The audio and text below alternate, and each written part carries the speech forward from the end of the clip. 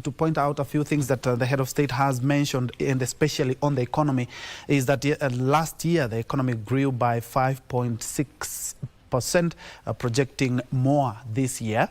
4 months of import cover to cover for international shocks as well. The interest rates are also going down. When it comes to agriculture, as mentioned, matters to do with fertilizer to actualize agricultural output, and with the rains, the short rains here with us. He says that we have already 47 million bags of maize in government silos, not to mention beans and other grains as well. In education, he is committed to oversee the many changes that are there, and also to overturn the challenges that are facing the education sector, from the KBC curriculum to also the university Dawn's strike. On health, there's a good promise that all October claims will be paid in full by SHA by next week. When it comes to affordable housing, talked about in 2 years, 4,888 units are already complete. And also the cancellation of Adani Transport and Energy Solutions is, I think, one of the positive things, key positive things that he has mentioned, and actually had a standing ovation in regards to that. But many Kenyans would argue this should have come a little bit earlier. But allow me to rope in my panel of experts, beginning with Daisy Odhiambo on my immediate left, and also we have Sammy Meli, who have been with us since morning. Many thanks, and indeed I welcome you again to this a few minutes or to maybe look at what has happened. Coming from an economy part of it, what are some of your key highlights in the president's speech? First, we still have to give a special mention on the Adani cancellation deal. Yes. But most importantly, from my point of view, I was excited to hear that the foreign exchange reserve have increased. Mm-hmm. My only concern is, like what we've been saying, what happens on the ground? Are we really able to fill this in? As much as we are saying we are able to cushion our imports for the next four months or so. Mm-hmm. If you talk to an importer right now, they'll tell you they're still not able to afford these products. However, on paper, it says that we have enough foreign exchange reserves that are able to cushion our imports. So that looks good, and I am yet to see when we're going to fill it ourselves. Mm-hmm. Yeah, I'm also quite pleased with the issue on the sugar factories, and that their production has increased. Yes. However, as I mentioned earlier, we highly depend on the importation of sugar for production. So the sugar issue is, in as much as our local production has increased, unfortunately, I don't think that it can match up to the demand for production, because a lot of industries depend on the sugar that is imported. Mm-hmm. Yeah, so those were some key highlights that I could say touched me directly. Mm-hmm. Yeah. Meli, looking at, of course, a number of things that the heads of state have mentioned, but looking at the education sector, which has been facing a number of challenges in the last couple of, since it began on 1st of October, but the head of state has given assurances in regards to where we are, in as much as we have so much in terms of challenges, but in terms of claims and actually trying to make the scheme work better. Yes, remember, this government took over where there was uncertainty where the grade 6s would go, and they were able to harness that very fast and make sure that the JSS are domiciled in the primary school. And now the president has even confirmed that the JSS will be domiciled, still the grade 9 will still be in primary schools. This ensures that there is a continuation of what was started, and once the children are done with the JSS section, they are able to transit to the secondary schools or senior secondary school. Looking at also, he said when they came in, there were a shortage of a certain 110,000 teachers. In his first year, he was able to employ 56,000 teachers, and he has even promised that he's going to recruit other 20,000 this coming January. And I saw that advert done by TSC, so I am sure that even the interns are going to be confirmed. He also talked about the 43 universities that were bankrupt. And he's saying they are back on their feet, and he especially mentioned his alma mater, Nairobi University, as an example. He also mentioned Moi University, where most of our law graduates come from Moi University in Eldoret. And he said that is purely managerial issues. It has very little to do with how the government is running it.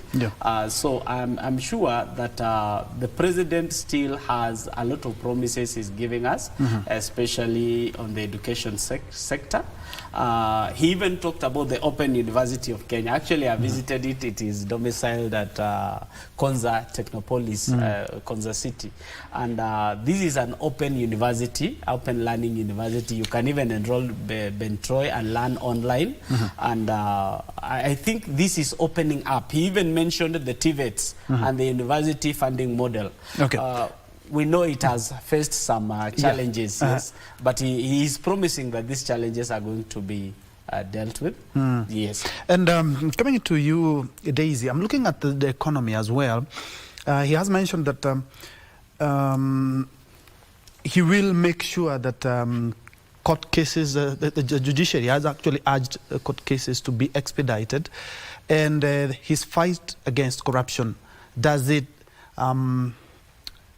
add to the confidence of investors that he is committed to work through corruption and through the cases that are pending in court? Because some of the issues that have come up in terms of investors is that if they have a court case, they know it's going to take a long time. So those investors, more or less, don't like somewhere that they will feel that ease of doing business is on the other side. That's true.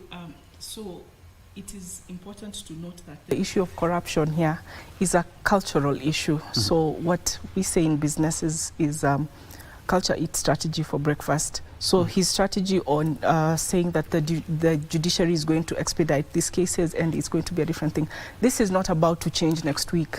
So we know for sure also there are people who walk around with judgments that nothing has been done. So for us to say that the judiciary has been empowered to work on these cases and it's going to expedite the rate at which they deliver judgment, that's a good thing to say. However, is it going to be done? What does it take then to do this? Because making the proclamation is important. However, what are we looking at in terms of implementing it, so that when we have a new investor and they want to come into the country, they do not come in thinking, by the way, in this country the culture is like this and nothing is going to change. So the bigger issue is a cultural issue. So all these systems have to be overhauled if this is to work, if this proclamation is to work. And I think something also is we also acknowledge is that, with all fairness, all of us here, and I believe all Kenyans acknowledge that GBV cases have been on the rise, and the government showing its commitment that we are going to be looking into this, and also urging Kenyans to ensure that we also have, just like my good friend Melly talked about, our moral fabric as well. Yeah, so the issue on gender-based violence, if you look at research and continued research has shown that gender-based violence is usually a result of economic frustration.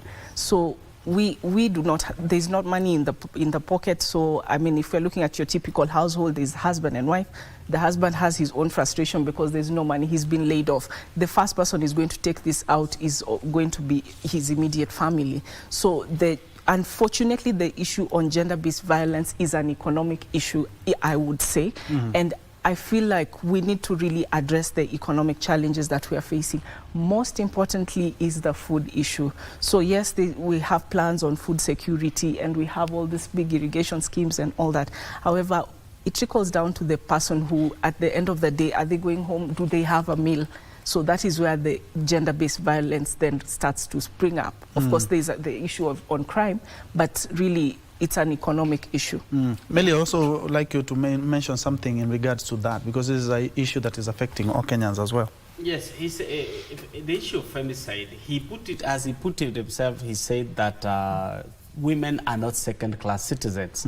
They deserve to be heard. They deserve to express themselves the way they want. At the same time, we need to treat them as humans, fellow humans. This femicide is not a thing that should be ignored by the government, because they are on the rise. Every week you hear 2-3 women have been killed. This has been found there and the other one. But as Daisy well put it, an economically stable family is a happy family.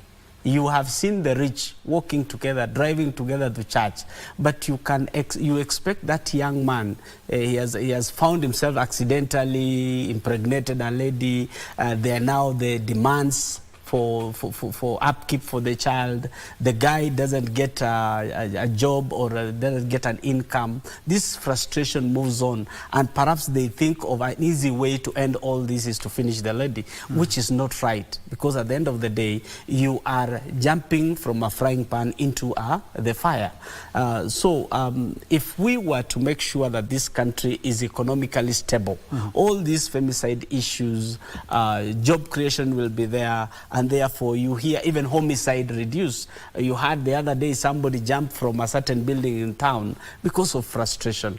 So when the economy becomes so tough on the citizens, they tend to get a way to vent it out. And unfortunately, our women are always carrying the brunt. If you look at the drunkard, the drunk young men, for example, as you saw the fight against drug and substance abuse, at the end of the day, whoever receives that gentleman at home is a lady. And if the lady also doesn't know how to handle this guy, they end up committing a crime at the end of the day. So it is all about frustrations. And if this is elevated, we want to feel, when they say the economy, the inflation has done this, we want to feel it in our pockets too. The cost of living, these levies that are being put on, and I remember there were zero-rated products.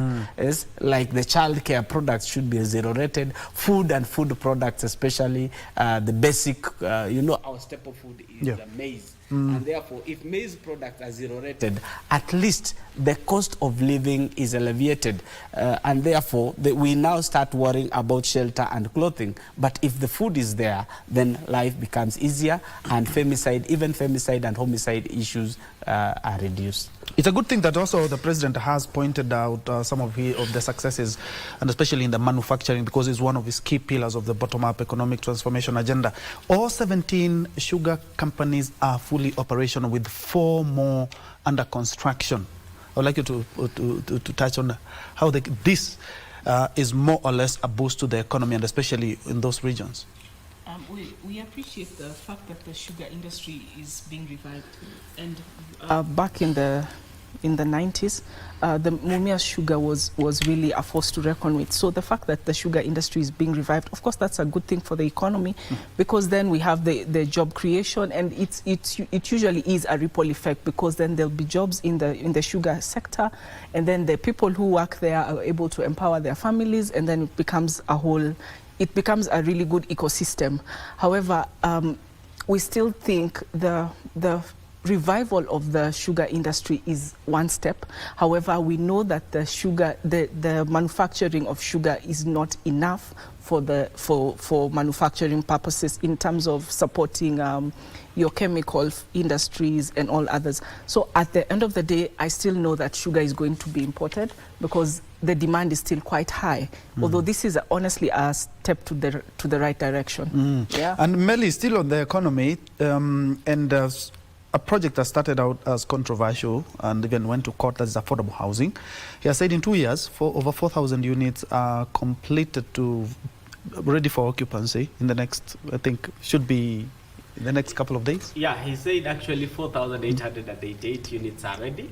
And this is good news. We would want to see the new occupants. Actually, this will give confidence to the new house savers, the ones who would want to own, the new owners that are still saving. in the Boma Yangu platform. Once we see this being rolled out and people receiving their houses, I am sure there will be more confidence in the government. There will be more confidence in what the Kenya Kwanza administration plans to achieve. And he even further to say that this is a step towards urbanization. For a government to reach out to every individual or every citizen, they must be within reach. And this affordable housing is what has happened in developed nations. As I was giving you an example of Turkey, you find abandoned homes in the rural area setup. Why? Because the families have been moved to an urban area where the government services will be easily available. Within the same setting, there is a dispensary, there is a chemist, there is a school, the water services.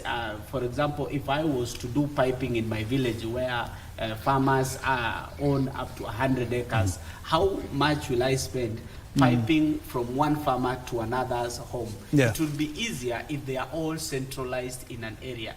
Remember, at the same time, our young men have come to urban areas to look for jobs and other opportunities because of better services in the urban setting. The rural area folks are now aging people. And in the near future, there will be less people in the rural area than there are in the urban setting. And that is why it is good to have structured housing programs where the people can be reached and government services given. All right, let's first of all cross over to Parliament, where my colleague Kamche Menza has also been keeping tabs with the president's speech.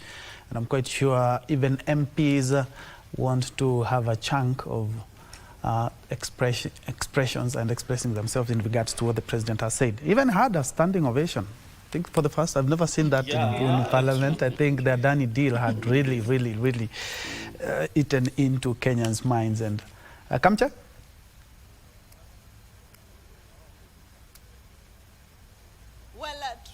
Like you said, the president has just concluded delivering his State of the Nation address at the Parliament buildings. So much has been talked about by the president, of course, addressing a number of issues. And of course, he was addressing the nation as well as the members of Parliament. I don't want to go into details about that because I have the members of Parliament who have been given 3 reports actually to look into them. Right about now, I'm joined by the SACU member of Parliament, Honorable Dido Rasso. Karibu sana, Mheshimiwa.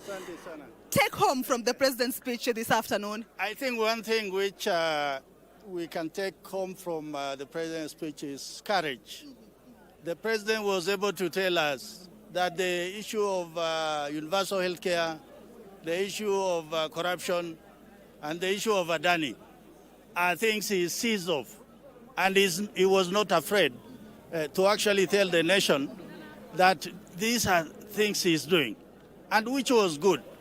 Because all the time, the executives were stumbling over each other, trying to explain that this thing called SHIV, is it working?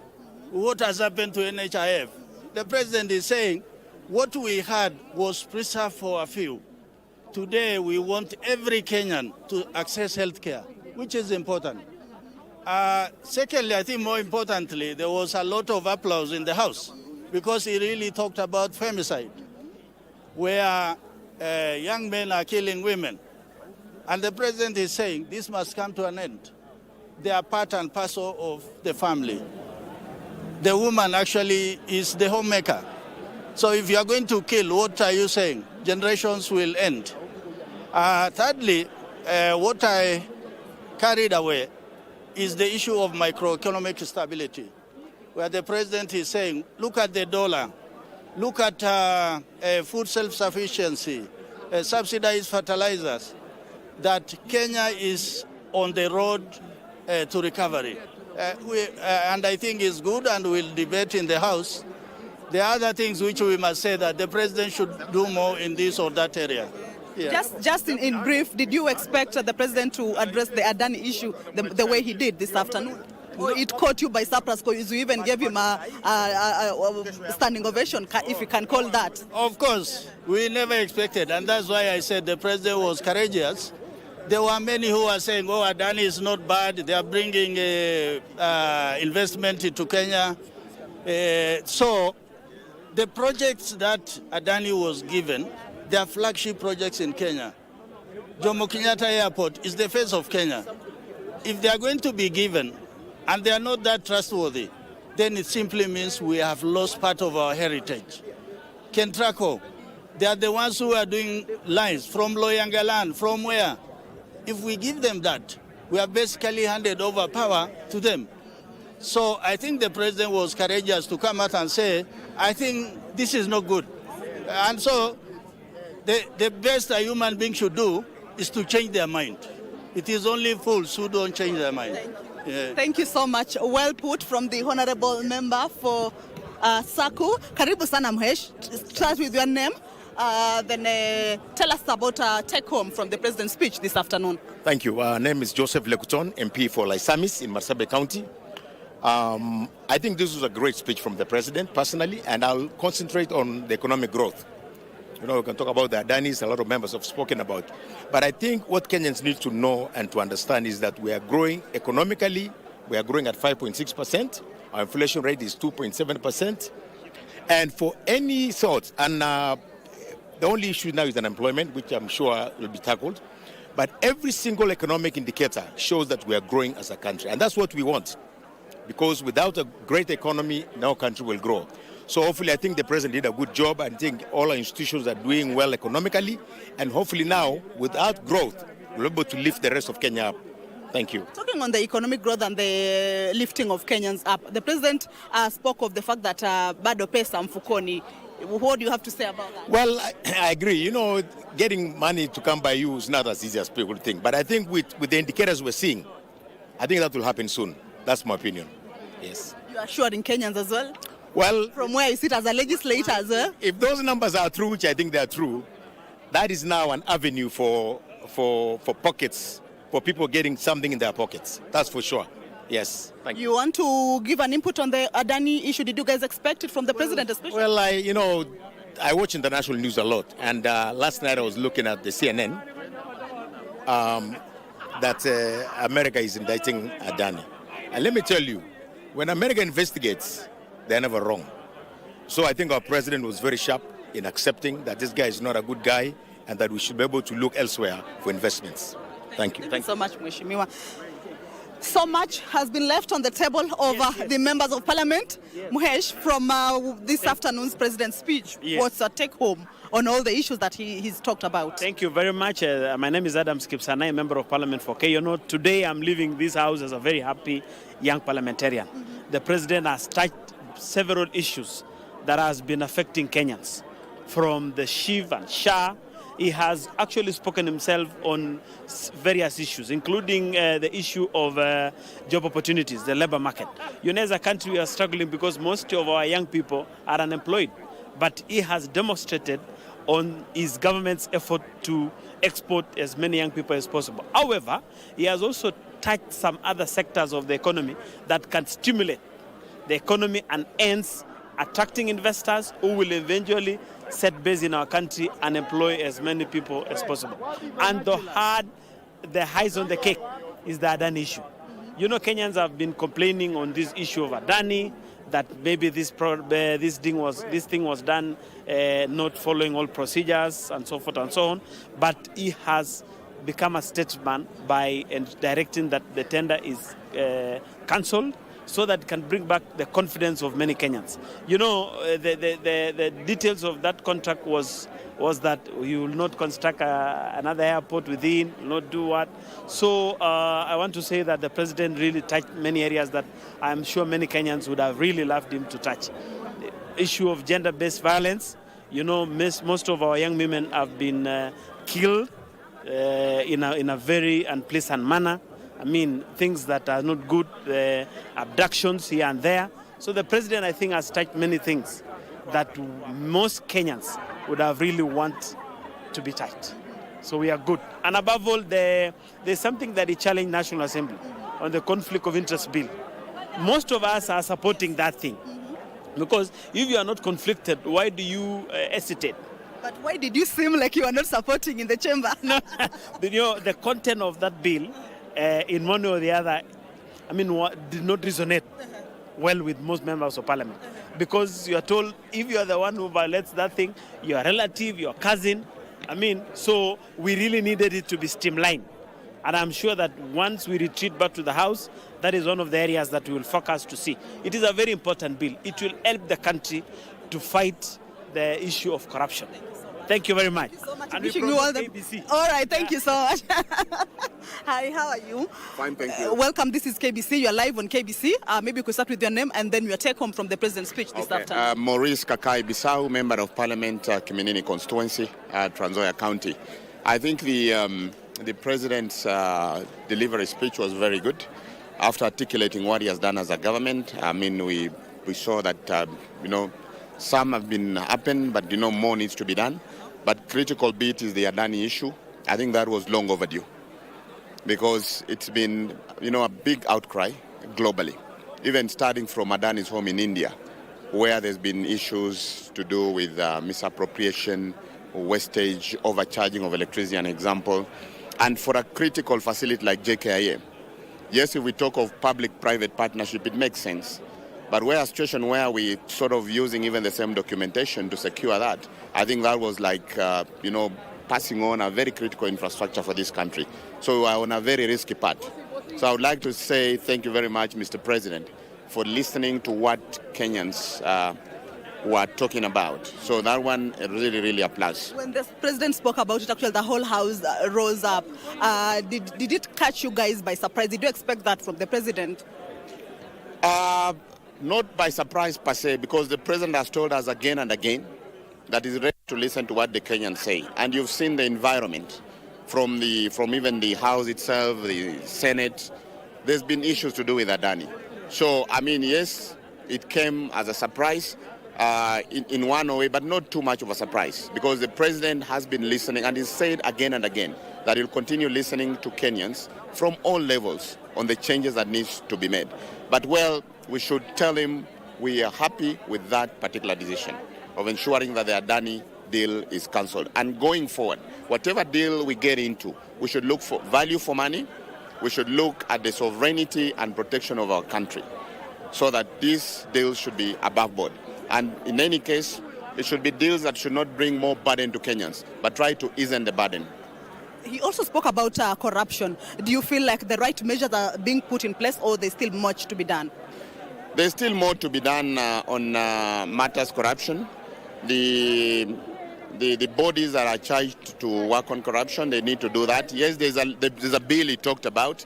That bill, I know it was packed in Parliament. There are a few articles that needs to be looked at. An example, when you are a parliamentarian, they say maybe a brother or a sister should not trade. Those are two independent bodies, including even children of state officers. Some of them are adults, they live on their own. So it's like curtailing some of the Kenyans who should not do what they're supposed to do. There's freedom of choice. If you have a brother or a sister who wants to do business, with those articles, because most important is let's have articles and tools to try and, meet our objectives as a country in terms of law. But again, when we put this in place, we should ensure that they are not going to sort of obstruct other Kenyans, because nobody chooses to be a relative of a leader or state officer. So we need to remove those type of articles. But by and large, we support the president in his fight for corruption. We have to ensure that this is a corruption-free republic. Thank you very much. Well, some of the sentiments from the members of Parliament who were inside the chambers listening to the president. How are you? You are live on KBC, your name and your take home from the president's speech this afternoon. My name is Japheth Nyakundi, Member of Parliament for Kitutu Chacha North, and I also serve as the National Treasurer of the ruling party, the UDA party. I think this is one of the best presidential address ever since the president was sworn in. Number one, the president has told us of his achievements for the last 2 years in terms of food prices, in terms of the economy. The economy has really improved. Number two, he has told us in terms of issues to do with the dollar has reduced from 167 to about 129 shillings currently. So what we are seeing is progressive development in our country. Number two, he has also addressed the issue of SHA, SHIF and the Taifa care now in totality. which is a good name for this whole thing. For sure, as he has said, it has had its own teething problems, but if it is implemented in the right way and manner, which I think has already started, I think it will be good for Kenyans, because if you go to any level 1, level 2, level 3 hospital, you're going to get medication for free. You know, universal healthcare has been a thorn in the issue from the Kibaki era, from the Uhuru era, and now William Ruto as president. And he has assured Kenyans that the SHA and SHIP will definitely work, which I believe is a good thing for Kenya. On the Adani issue, which was a turning point for Kenyans, this clearly shows that the president is a listening president. He listened during the Gen Z, and he listened the finance bill to the young people, and we let it down. And this time round, for sure, this was a surprise to many Kenyans. To be specific, as a member of parliament, this was a big surprise to us. Yeah, we all stood up because we could not believe. And this clearly shows that even on his side, it was a thorn in the flesh, and which he has decided to let go. For sure, JKIA needs an expansion, because it is one of the biggest airports in Africa, and it needs to be expanded. But if some of the things that were not working can't, and Kenyans don't believe in it, we should put it aside and look for better people and better PPPs that we can be able to work on. As what he said, we look for the other. Yeah, we look for other PPPs to work on. Clearly, this shows that he is a listening president. He has told us a lot on terms of inflation. For the first time since 2008, our inflation has moved down from 9% to about 2.7%, which is a very good thing to Kenyans. And he has really told Kenyans that he has really gave Kenyans hope that we are going to move forward together as a country in terms of security, in terms of healthcare, in terms of food commodities and the rest. So we appreciate so much. Asante sana. I'm joined by Senator Mundigi. Senator, habari ya leo? Asante sana. Hotuba ya rais mchana huu wa leo, unaweza sema ni gani ambayo Mkenya anaweza kufurahia? Mimi ni Senator wa Embu County, na sisi niko upande ya senators, na senator ni hapa house. Tumefurahia sana kwa sababu ile kitu rais wetu wa Kenya amefanya kitu akinjawahi kuonekana kwa hii kipindi ya miaka mitano. Asua ameongea mambo kuhusu agriculture, kwa sababu unajua agriculture ndio kila kitu katika Kenya, na pia ameongea upande wa afya, na pia akaongea upande wa elimu, na pia akaongea upande wa procurement na upande wa security. Na upande wa security, najua asubuhi akina mama wote ambaye ni wabunge walikutana hao na wakaongea hiyo maneno, na tumefurahia kwa sababu ameongea kitu ambaye alisema atatimiza. Lakini kwa hiyo mambo yote ile kitu amefurahisha Parliament na Senate, mpaka tukaamuka sisi na tukasema 10 years kwa yeye na deputy wake ambaye Abraham Kithure, ni kuwa watu wengi wamekuwa wakililia juu ya JKIA, mambo ya mtu ambaye alipatiwa kazi anaitwa Andan, na pia akaongea mambo ya Kentrako. Watu wamefurahia sana, na tumemshukuru kwa sababu hakuna mtu alikuwa na expect kama anaweza vunjilia hiyo maneno, na amesema hawa mambo yote hiyo procurement yote iputuliwe mbali, kwa sababu unakumbuka this week kumekuwa na msukasuko ati hiyo Andan ambaye ako Amerika na ako na kesi kubwa sana, na watu wamekuwa akituma messages. Kama mimi nakumbuka kama kuna mtu mmoja Reverend Bogo amekuwa akinitumia ambaye mambo ya hiyo, na najua inaonekana hata makanisa yote ni kama juzi wakati walikaa chini mabishop ni kama hiyo ilikuwa agenda yao, na ni kama ameonekana vile alisema Embu, na akasema ni kama amesalimiwa na mabishop na watu wa kanisa, ni kama ni kwa sababu Biblia inasema watu wawili hatuwezi kutembea kama hatujakubaliana. Asante kwa bishop wote na makanisa na watu wote, na pia na rais wetu, kwa sababu amesema amevunjilia mbali. Kitu ya mwisho ni vile amesema procurement yote hii citizen itaanza kufanya kazi. Asante sana. Asante sana Senator Mundigi. I'm also joined by Senator Okenyuri. Karibu sana Senator. Maybe your take home from President's speech this afternoon. Thank you very much. From the President's address this afternoon, I can generally say democracy wins. The beauty of listening to the people, what the people suggest. Yeah, the democracy wins. The speech was balanced, touching on different sectors. So demokrasia siku zote tunawapa. Naona pia mmefurahia alipozungumza masuala ya the femicide and the issues on the killings and abductions as women. That's true. Just last week I raised a statement in the Senate wanting to get a status update of where we are by that. So I think in his address, my statement is partially answered, and I'm happy. But now the take home is that we as a society need to take up this as a responsibility on how we raise our children, both girls and boys, so that they appreciate their spaces in society, because none can exist without the other. You know, they are part of our existence. Yes. Yeah. Okay, thank you so much, Senator. I'm also joined by Marakwet West MP, Timothy Kipchumba. Hi, sir. Karibu sana, we are fine. Take home from the president's speech this afternoon. Now, that was a good speech. Out of 10, I give him 8 because it touched on so many things. The issue of SHA, the issue of CBC, university funding model, and so many other positives. Now, but for me, the highlight of the day was on the cancellation of the Adani deal. I think that was one of the most important things or statements that he made today at the floor of the House. Because this is an issue that has been of concern to so many people, because there was no transparency in how the same was tendered and the same awarded to the said Adani. Now, the issue is this. We feel that those who are responsible for the entire process leading to the award of the tender to Adani must take responsibility. There must be accountability in whatever happened. Because one, a deal, such a huge contract, cannot just be cancelled without consequences. There will be consequences for the termination of that contract.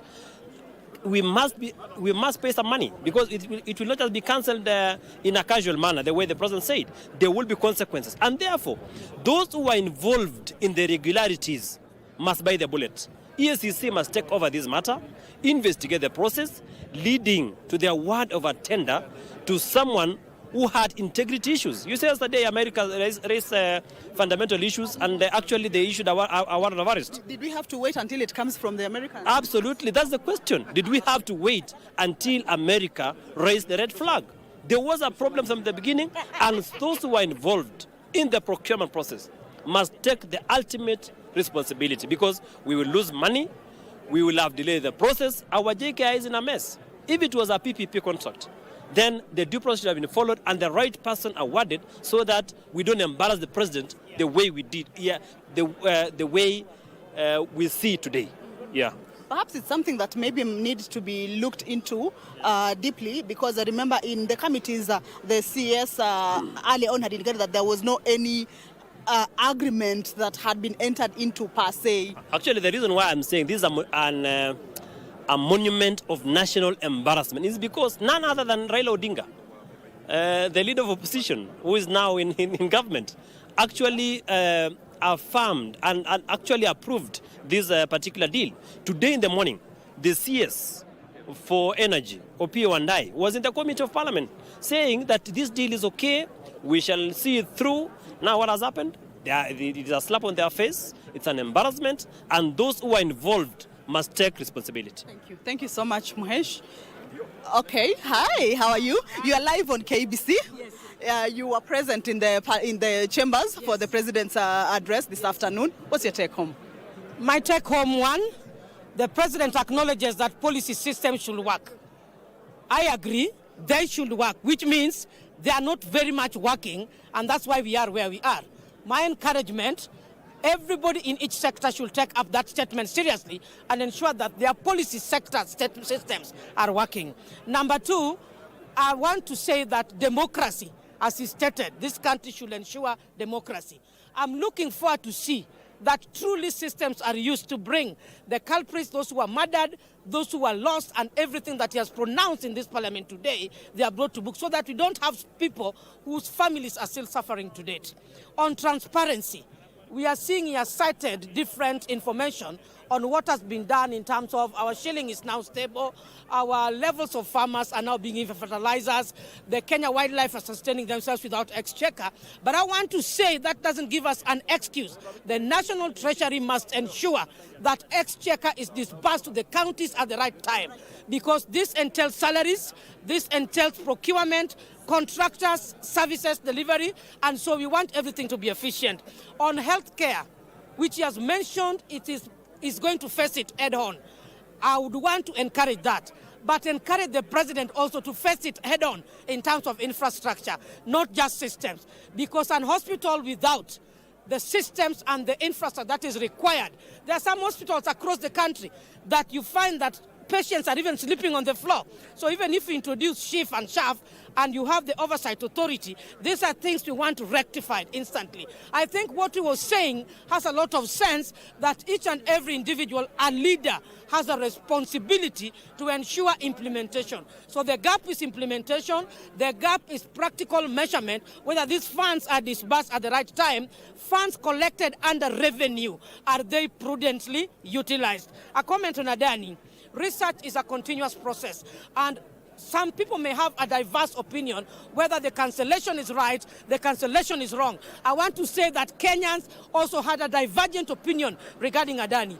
And so if other developed jurisdictions have decided that Adani is a corrupt entity, that is through research, that is through evidence. Let Adani go, let us move on with our lives. In fact, Kenya should be an independent country.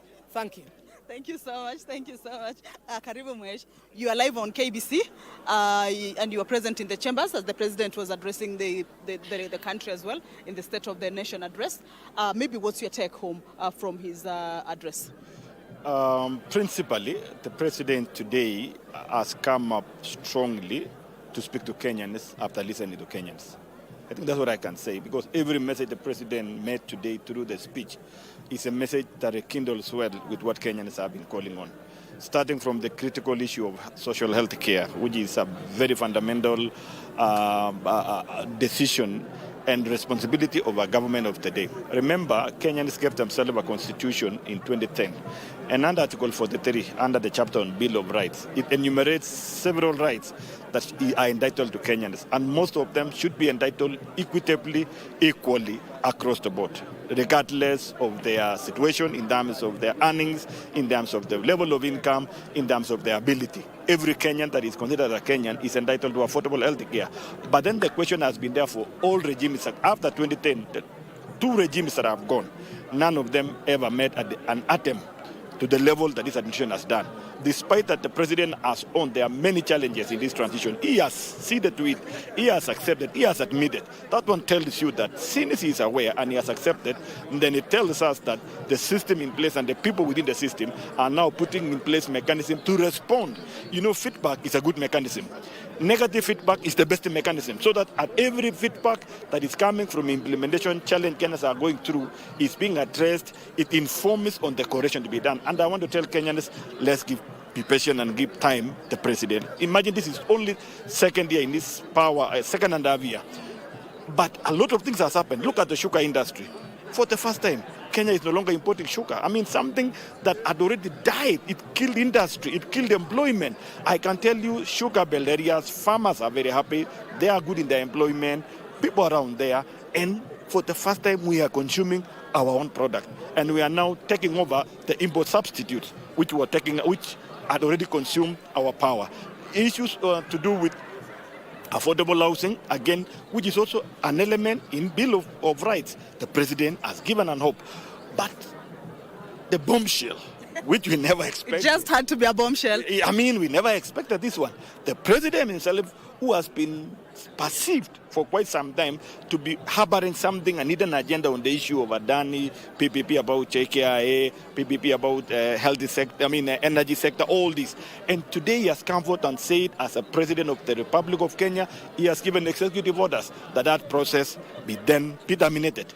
But then now, in his speech again, if you are careful, he mentioned that agencies that are bestowed with its responsibility of checking anti-corruption issues to do with corruption and fighting any investigative issues, they should do their work. They should do their work. He repeatedly said they should do their work. And anybody with an objective of apportioning responsibility where it is. Now, to me, it begs a question. If the president has said today that there's a problem in Adani procurement, then it means there are people who have participated. And if it's a question of apportioning responsibility comes in, it should start from here. And I don't expect the agencies concerned to go and sleep in their job. Because already a process, time has been used, resources has been used. In terms of discussion, Kenyan feelings has been added. We need to support the president by ensuring anybody, even those who are appointed by the president, they should take the responsibility on this one. Thank you so much. Well said. And you are the ones who should be actually... We are doing our work. Thank you. Karibu sana. Yes. You're live on KBC. Yes. President's speech this afternoon was just over an hour, just a bit over an hour. Yes. Unlike the normal speeches that we are used to, maybe 2 hours. How do you feel about the speech this afternoon? I think the speech of the president demonstrates two things. One is what I call successes, and the second part is work in progress. So what I call successes, which I said earlier, that when the president was taking over, and I think Kenyans need to understand, when the president was taking over 2 years ago, when you look at the cost of fuel, for our cars, it was really way unaffordable, and it was actually increasing. But when we talk about it now, it's stable. The prices of fuel is stable. Go to food, go to unga. There was a lot of problem in Unga when the president was taking 2 years ago, and everybody was saying, the cost of, and it was actually going to about 300 shillings per 2 kilos. When he's talking today, if you look at it, it's about 100 and something. When you look at Kenya shilling,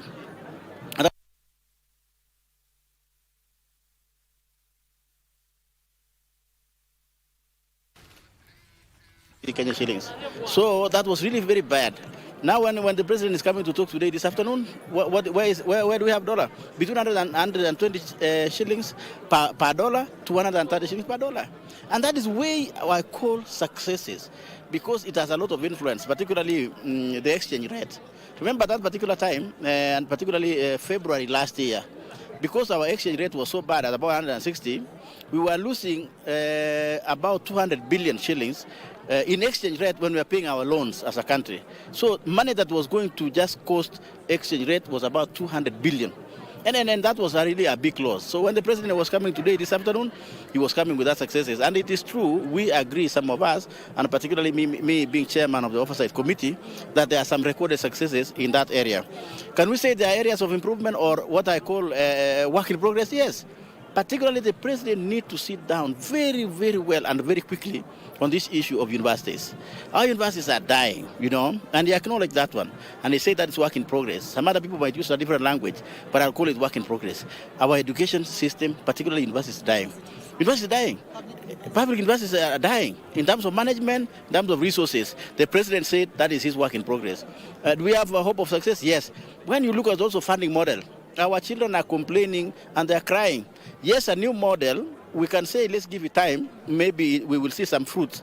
But what is coming out very clearly, that the president cannot lie, or cannot sit down, that he must address is this band. There are about 5 bands, right? Band 1, 2, 3, 4, and 5. The students are saying, and the people of Kenya are saying, please, let's remove band 4 and 5. I know there is a task force which the president constituted, and that's why I'm calling work in progress. And where I sit myself, I will say that is where the president needs to sit, so that our children can be able to get, or this issue of universities can get smoother. People can go to universities, and particularly I'm crying, and I'm really perturbed by my own university, my former university, Moi University. Moi University, I'm proud of the Moi University. As polished as I am, and as good as I am, I'm a proud of Moi University. Moi University is one of the best universities in this country, but it's dying. And I want to plead with our people, even for our people in the North Rift, that let us not rely on tribalism, right? Maybe one of the things that might have killed our university is people are crying, say, oh, you know what, we want our person to lead or something like that. Now you have seen, even if you have your own person leading, it's not a panacea. It's not success. We have a problem. We need a good manager in Moi University so that we have governance back. We have the Moi University going in, and that is why the president and we call as parliamentarians work in progress. Another area, chief, shaft, whatever. This is a local language. Transition from NHIF to this new model. What I will say myself is that I'm very hopeful myself. The president, yes, he said I'm a work in progress, which I agree. I'm also hopeful myself that it's a matter of time. Maybe, in my view, what is this? This is about what? Technical problems. So maybe give it a week or two, a month or two. Personally, I'm very certain this shift and shaft will work eventually. That will work, yes. On the Adani deal, this got today's by surprise. Of course, that was work in progress in the president. I am not surprised. It came to my committee, remember? It was a matter of time. You remember it came to my committee, and Kenyans will know that this is a matter which was also before my committee. And I had ordered for special audit. And I said, it's not going to work like that. That was something that was going to collapse. But what I will insist as a Kenyan and a leader, right? That area of expansion of Kenya, of our Jomo Kenyatta Airport is still something that we need to look at. We need to expand our airport. If we don't expand our airport, actually, Bole International Airport will take over, and also Rwanda. So, but we need to do the right way, not the Adani way. Right, not the Adani way, because Kenyans were suspecting that Adani might have been sneaked in, and that's why it brought a problem. But I'll tell you so, it's a good thing the president has given a break, but he has also said, please, because we still need development in the area of Jomo Kenyatta and also in the area of electricity, that let us look at a different model. I am suggesting, and I want to plead with the people who are listening to us, and particularly the agencies which are working on, open the debate. Open the debate now, engage Parliament in advance, engage us, so that we can look at models of engaging private investors, so that we can advise them, so that when they are moving forward, that they don't move forward 100 steps ahead, and then they are brought down to collapse. Money has been spent. Because some areas that we from an oversight point of view, I'm saying how is it going to be handled, is that Adani had signed a contract with Ketraco. So what happens? Is that going just to be assumed that nothing happened? So what is the meaning of that signing of the contract, engaging government and Adani? Will that lead to penalties? What is it going to lead to? That is an area of interrogation that I think, going forward, we have to look at and say, will Adani say, but I signed an agreement with you, so you need to pay me this, you need to pay me that? Are we going to again enter into a loss? That is an area upon which we are going to look at. But more important, the agencies now should open up. Let them come and we will agree with them. We have proposals of models. Let them open so that they don't get into problems that we have gotten into. Thank you so much. Yes. Thank you so much. So those are some of the sentiments coming from the members of Parliament. Here I'm joined by same member of Parliament, Karibu Sana. Thank you. From the President's speech, it was just slightly above 1 hour. Mm-hmm. What do you think about it? Well, to begin with, he touched on all areas that are important and which are actually a problem in the country. He touched on health, he touched on education, he touched on security, he touched on the cost of living. So all those are areas that are of concern. On health, I was happy with this concern, but he introduced a new term known as Taifa Care. Now we're going to find out what exactly does this Taifa Care mean and how does it relate to SHA and so on. But the other area I would have expected more is when he removed Adani contracts from power and from the airport. We're also expecting that he would also say something Adani in SHA, because there's Adani in SHA, there's a cost of 104 billion, which as a committee we have not been happy with. We are not convinced it is the correct. So, but we will find more that from the community, from the committee. Committee where we are working. The other thing that he did indicate that from the data available, there is improvement in the economy. But what really matters is those are very good. If you're having those improvements, I think that's okay. But the question people ask, am I feeling it in my house? So, but he did address that. He did say something about money. Yeah. So, well, he said it, that there may be money in the pocket, but that one he can't say because I should feel money in my pocket. So we are looking at, true, there may be a lag period between the economic improvement and the feeling of it. So for us, what we are waiting, okay, are we going to start to feel it? There may be some indications here and there. So I think he covered everything. I think he was focused. But another thing is that he did give timelines. So that is going to give us an opportunity to now call back and say, okay, this was to be done. The 3-point-something billion for the health providers was to be paid within a week. So within 1 week, we are going to check that one out. So yes, that's within our committee. So in general, the areas he touched were important, but as I have said, people are going to have to feel it. But I think it's an optimistic thing, yeah. But for health, I want to hear about Adani in Shah. Thank you so much. Thank you so much, member for Oseme. And I'm joined by Senator Wakili Hilary Sigei. Hi, you're live on KBC. Thank you. You were in the National Assembly chambers this afternoon following up on the president's speech. Yes. What's your take home this afternoon from that? I would call this one of those redemption speeches. And when he closed by saying that our state of the nation is resilient, it is a message telling Kenyans that we are resilient. Now, of all the things that the president said today, I must thank him for one very important thing: the fight against. That is the bottom line of everything that he said today, and inviting all government agencies, those fighting corruption, those involved in the judicial system or the justice system, the National Assembly and the Senate in legislation, and the rest of the government agencies in bids to fight corruption.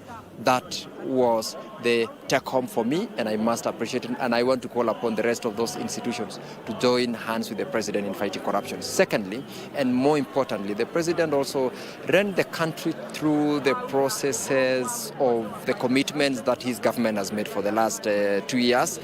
And the success stories been told about the number of teachers who've been employed, those who are currently in the process of being graduated, 20,000 plus the earlier 56,000.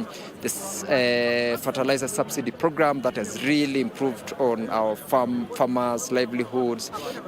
The reforms in the agriculture sector, tea, coffee, the pricing, and among other things, the challenge which he acknowledged with regards to the reforms in the health sector. A health nation is a wealthy nation. And the bold step that he said he's taking in making sure that he reforms the health sector, notwithstanding the fact that it is a default function, is also a rallying call to ensuring that he brings together the challenges that could be affecting both the county and the national level to deal with this issue. One of the things which I picked, which also I must say, and this is one of the messages we've been trying to tell the Kenyan, is that it is not a walk in the park to transform from the NHIF to the SHIF and SHA. But acknowledging that it's one of those things that the presidency is pushing and taking a bold position to support is to bring all Kenyans to support this process. And one last thing, which I almost forgot, which every Kenyan is happy about, is the Adani deal. The cancellation or the directive to the cancellation of JKIA and the Ketraco Adani engagement is also what most of the Kenyans have been talking about. That is part of fighting this animal or called corruption, because the dealings into it have all been taken to court. I am aware that we have cases in court for the JKIA and the Ketraco one, and the courts have given some orders as against the progress. And today's directive by the president is welcomed. I do not really say it's long overdue, especially because of what we have lately been watching in the news. And today in the morning, the indictment of the Adani brothers by the international community and the courts, I mean, that was really one of those things that the president has had. And he told Kenyans that I am a listening president, I listen to you, let us talk. Coming back to the aspect on the rights of Kenyans to demonstrate, to picket, the abductions, the killings, the president speaking to it is very telling of the intentions of this government.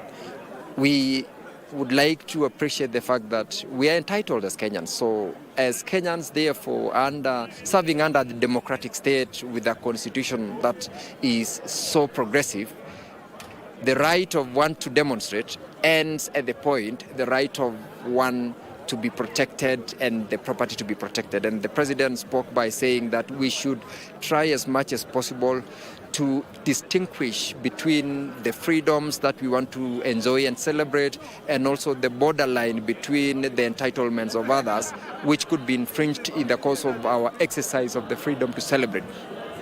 All in all, as I've said, today's presidential State of the Nation address, in my view, was a redemption speech, and I look forward to Kenyans supporting the president.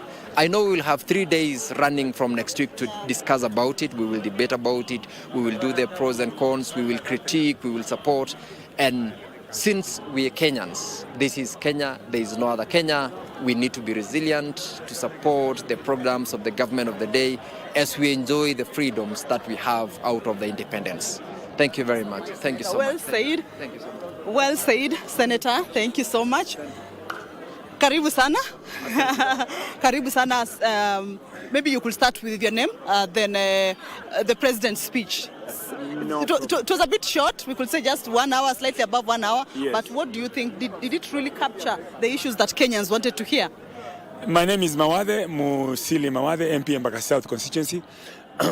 Actually, there is the pressure was really mounted until to the point of cancelling the Adani deal. The Adani deal has been bad from the word go. So we are so glad that the Adani deal has been cancelled, because just the other day, don't forget, the other day, Adani just turned off lights in electricity, in power, in one of the countries. And somewhere in Asia, one of the Asian countries, he turned off the lights for 48 hours because he had not been paid by the government. So this was a very bad deal for us. So the entire country did not have any power. The other thing is also, he's only cancelled the Ketraco and JKIA, but still within the what is it called? There is still 104 billion shillings that is supposed to be supplied by the Adani company. That one also needs to go, because wananchi are suffering because of the poor, actually the bad software that is being supplied. That tender needs to be cancelled. People need to go back. The country needs to go back to NHIF. The only problem with NHIF is that he was not paying the hospitals on time, and you're not paying some of the yields. We could have improved the services, on the payment part, and also the services are covered. So we've gone there and raided the other point is raiding the taxes on wananchi. We've raided the pay slip of the normal wananchi. The normal wananchi, the tax or burden has been loaded on his shoulder. There is need to reduce the load on the common wananchi. What common wananchi was expecting is that they will get to hear the president saying we will cut taxes up to this amount. But that one, we failed. On that part, we failed as leaders. We're really hurting the common wananchi. Let's reduce our expenditures. Let's reduce our expenses so that we can reduce the taxes that we really are collecting from the common wananchi. Asanteni sana, and God bless you. Thank you so much. So all those are different opinions and sentiments, of course, from the members of parliament who from next week, Monday, they will be sitting to debate or look through that particular speech by the president this afternoon. I call it redemption, call it time, just give it any name, that speech, because very different members have given it different names. Some saying it is a redemption, but some saying that it has not spoken into the issues that Mwananchi expected, especially matters of taxes.